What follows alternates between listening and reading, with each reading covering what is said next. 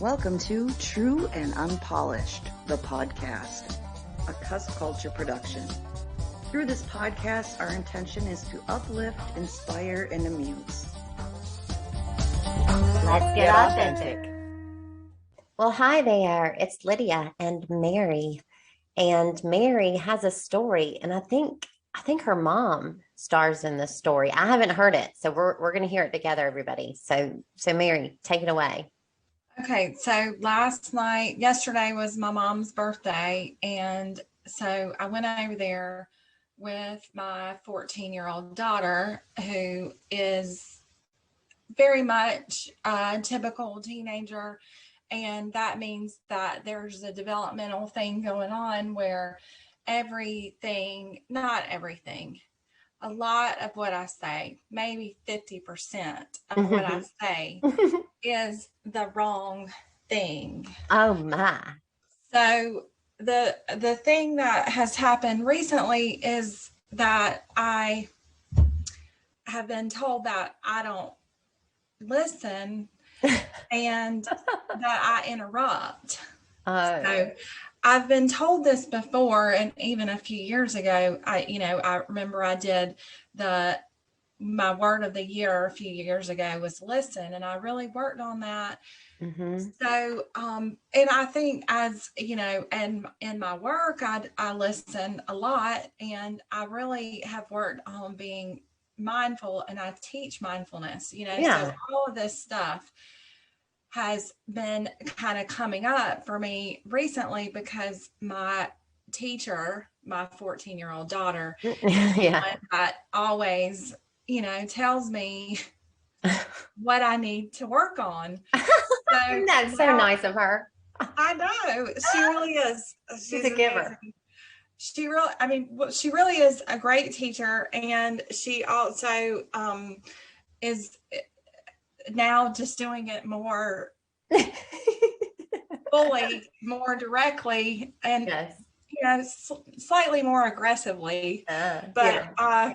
Anyway, so last night she and I went over to my mom's house, and we were sitting there, and it was interesting because my daughter was talking to my mom, and she was, just like kind of connecting with my mom and everything. And all of a sudden she says, "Mom, you just interrupted me, Mom." Oh, that's your mom. Okay, so grandma. So it's essentially your daughter is saying, "Mom," which is you, Mary, "you just interrupted my grandmother," which is your mom, Mary. Is that right? Right. Yeah. So it's a 3-generation story. So then, my mom very graciously says, "Well, that's something that I've really been working on this year. So I have been practicing listening and presence." Wow. And as she told me this, I thought, well, first I felt it. I felt that she was truly present in that moment. Yeah, because you were just saying they were connecting. And I think that's what you're trying to say, is that you were actually noticing that both of them were present with each other. Is that true? Well, that was true, but also my mom was just present in the moment. Oh, wow. And I think, I found a little more appreciation for her and in that moment because she had my mother has 4 children, and we are all going really in different directions and have very different personalities and issues that we're dealing with in our lives. And so I just had a different level. So you had kind of empathy for her, like, as it's almost like you were a little bit putting yourself in your daughter's shoes and saying, "Oh, sometimes I'm hard on my mom the way that my daughter was just hard on me." Is that right? Right. That is really beautiful. That is really beautiful. Right. Thank you. And so what this has kind of left me thinking, because, you know, I've been practicing mindfulness for really 20 years, and I've been teaching it for just as long. And so now what I feel like has happened is that there's been this tremendous shift that's occurred. And I remember maybe 5 years ago or 7 years ago, it wasn't that, probably 5 years ago, there was an article on the front of Time magazine, and mindfulness had made the cover. Mm-hmm. And that was after I had been teaching it for a long time. Yes. And so I in that moment, I knew that this was it was taking over. You know, the shift had occurred where enough people knew about mindfulness now that it was going to infiltrate the entire, you know, of humanity. Yeah, it's the 51st elk or antelope theory.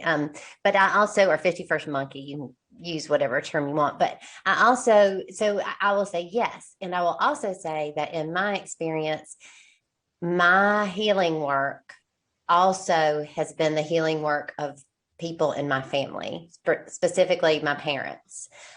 Because what I know to be true is that, you know, everything that's ever happened or will ever happen is actually happening right now. And that time is an illusion. That is what is true to me. And so in this moment, when we decide to heal, when we decide to become self-aware, practice mindfulness, become present in this moment, us doing that is us reaching into the past and reaching into the future and healing those past selves and future selves. And in the same way, it reaches back ancestrally, because we are, you know, physiologically, I mean, our DNA, we are literally healing our DNA. And I watched my father, who, you know, was a very, you know, he was a Green Beret in Vietnam, Special Forces in Vietnam. And he was very, I mean, my job as a child, Mary knows this, was to present the colors. Like I literally, one of my chores was to take the flag out and put it out and like post it. And then I would retire the colors at night. You can't let the colors touch the ground. And, you know, I mean, patriotism was a huge tenet. It was a Lord's Prayer and patriotism.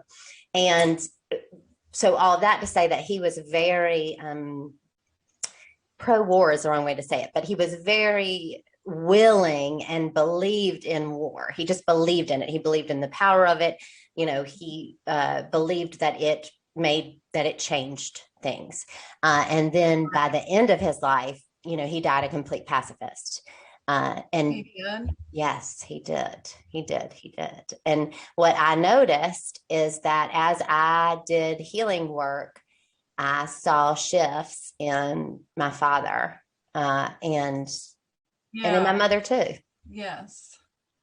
And it's not an egoic thing like, oh, everybody, I am the savior that has saved my family. It's not that, but really in truth, we all are. Like we are the hero of this journey that we call ours.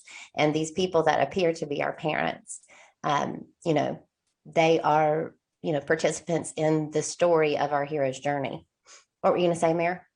Well, the relationship with my mother has not always been great, and so this is, I think, it is a moment for healing something, and it's also nice to see, because when you can actually feel somebody's presence who maybe in the past you haven't been able to see. Yeah. And it's a huge thing. Yes. And so I'm really grateful for that. And it also says a lot about you and the way that you are mindfully perceiving, you know, because, you know, it means that you have detached enough from the story of her to be present with her. You could not have seen her presence had you not been present in the moment, right? So you were there, present, and saw. Right.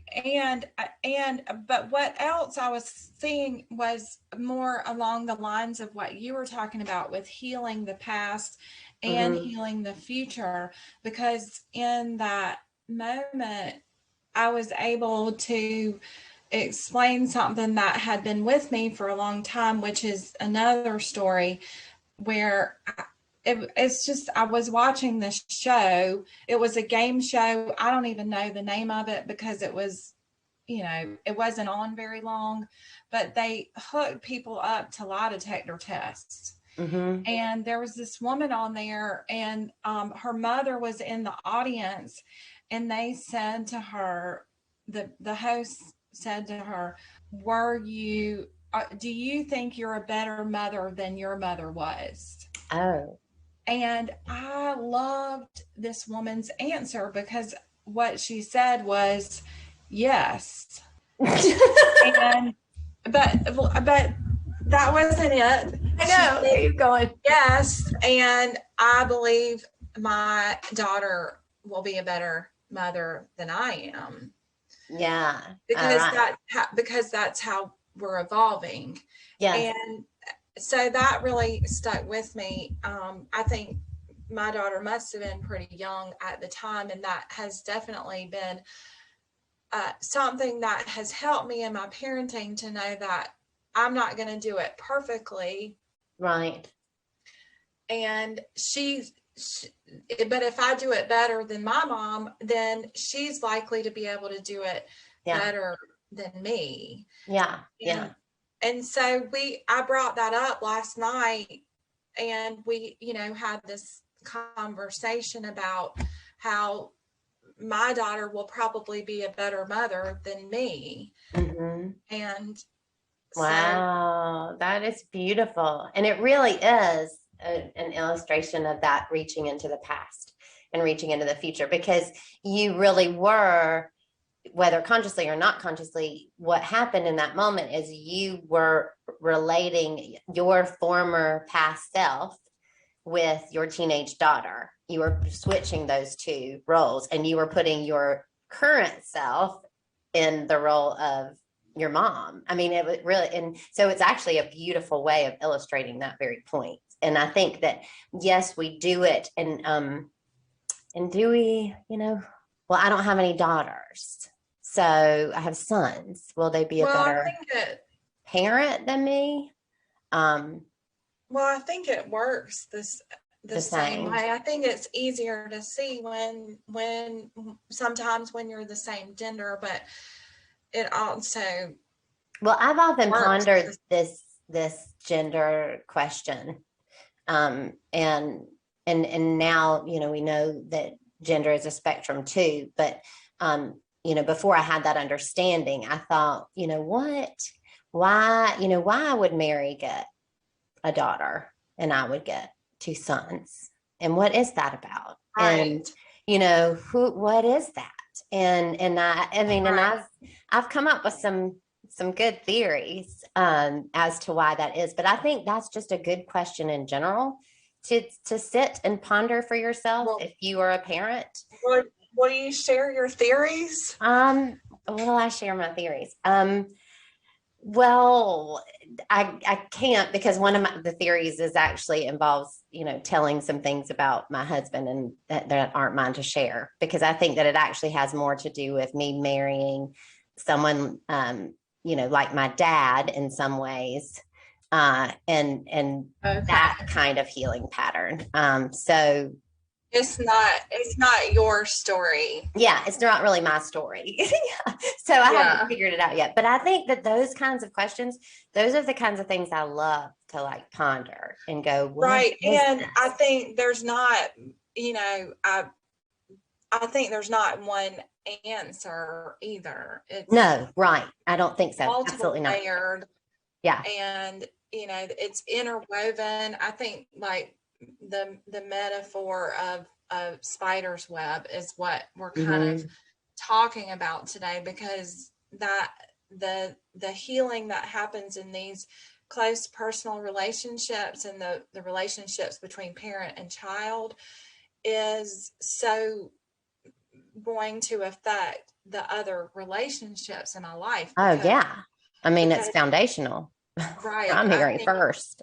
Right. I think that my other relationships will benefit from healing the ones that are closest to me. Absolutely. Absolutely. And, you know, I, I had this really brilliant thought, everybody, and then it flew away. It just flew away. So apparently it's not for public sharing. Well, what I think that what you should share is the healing prayer, because this is something you shared with me a long time ago when I had a lot of anger and resentment towards someone who hurt me, and towards a couple of people, multiple people who had hurt me. And the healing prayer is something that really does work. Yes, it does. It really what if you're not in a place where you can sit down and talk to the person.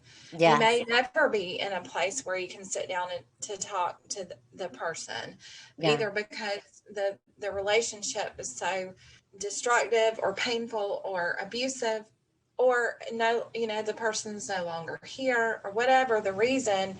There are relationships like that. And so this healing prayer that Lydia shared with me has really been transformational. Yeah. So I got it from A Course in Miracles, and I probably adapted it because I usually adapt things to a language that feels right to me. And I've shared this with many, many people. In fact, some of you that are listening are like, yep. And this, it really, really does work. There's a collective energy and consciousness around this prayer. And I thought of, but first I want to tell you that I had the thought. I think that for me, what is true is not that they will necessarily be better parents than me, my sons, but that we are getting a better definition of what parent means. I think that, the definition of mother is evolving, and it is through the evolution of the definition that we are becoming better at it. Part of being better at it is because the definition is changing and evolving. So that's the thought I had. So healing prayer, everybody. So you can do this for your parents. You can do this for anyone that you have a resentment towards, or lack of forgiveness in your heart towards. You can do it for anyone that you look at and think of. Recently, my youngest son, who has special needs, has had some struggle. And so when I look at him and I see any kind of brokenness, it means that the healing prayer is called for. Because if I am perceiving brokenness, I also need healing. And that is the beauty and one of the most important elements of the healing prayer. It's the recognition that you are not accepting healing just for this other person. You are accepting it on your behalf and their behalf, because any part of you that would see any human being as anything other than perfect and whole and divine perfection, which is the truth of who they are, that part of us needs healing, as well as the part that we are perceiving, that human flawed part. And so it goes like this. I take a breath and I say, I accept this moment of healing on behalf of myself and my brother, or you can say sister, and then you put in their name. So if I was doing this for Mary, I would say, I accept this moment of healing on behalf of myself and my sister, Mary, who is a part of me in truth. It is not possible that we receive this healing separately, but it is wholly possible that we receive it together. And I accept it on both of our behalf now. And then what you do is you pause and you breathe. You breathe and recognize that you are accepting the healing, loving, light-filled energy of your being. So you're accepting. There's nothing to do. You're surrendering and accepting. So I have a question. Yep. And the question is, what about resistance? When I feel resistance, well, I don't want to pray for that person because they hurt me. Yeah. What's your response to that? So I don't want to pray for that person because they hurt me. Most of the time when I am inspired to share this prayer with somebody, it is because they are in pain. That's what happens. Right. And when you are in a certain level of pain, you are willing to try anything, especially when I say, hey, you don't have to go see this person. You don't have to like them. You don't have, and because that's not what this healing prayer is. It's not about you liking this person. You don't have to ever like that person. This is about you accepting healing on their behalf and your behalf.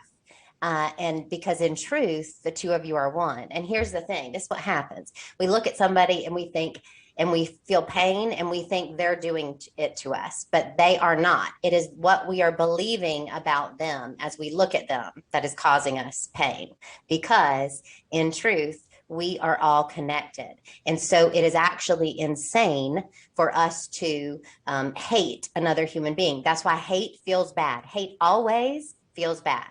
It feels bad. We might look and go, I hate, it feels bad. It's your fault. But it's the hate that feels bad. It's the non-forgiveness that feels bad. It's the resentment that feels bad.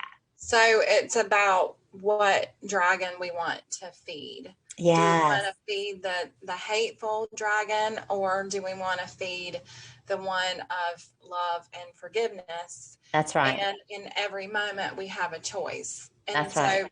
One of the things I'll say to you, Lydia, is I'm grateful that you have been brave enough to confront me when I didn't want to do it. And so it's my hope for those of you that are listening that you have someone, or you could be someone that can do that for others, because that's what we need more of. We need more connection and more support to be able to create the lasting change that we want in our world.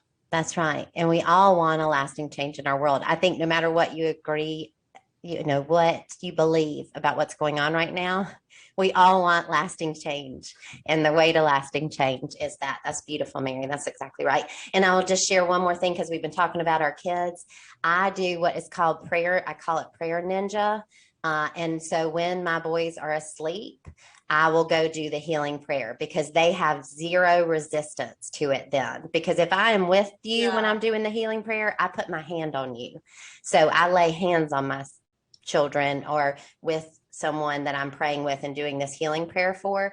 And when there is no resistance on behalf of the other person, so even doing it at night when you know this other person is asleep, even if they're asleep in another state or asleep in another house or whatever, it's the lack of resistance on their part, I have found, is a big deal. So for my boys, when I feel like they, the healing prayer is being called for, and again, remember, if I look at them and see them as lacking in some way, then it's time for the healing prayer, because I need the healing too, because I'm perceiving that lack. But I will crawl in, I go in, I call it prayer ninja, and I lay my hands on them and I do the healing prayer. And this is one of my favorite things that Byron Katie says. I invite you not to believe anything that I am saying to you, anything that Mary and I are saying to you right now. I invite you to test it for yourself. So take this healing prayer, just test it out, see if it works. You might have to try it more than once. Yeah. That's from experience. I just test it, everybody. And then tell us what happened. Like, I want to hear. So thank you, everybody, for listening. Mary, thank you for that story. What a great conversation. I love you so much. Back at you.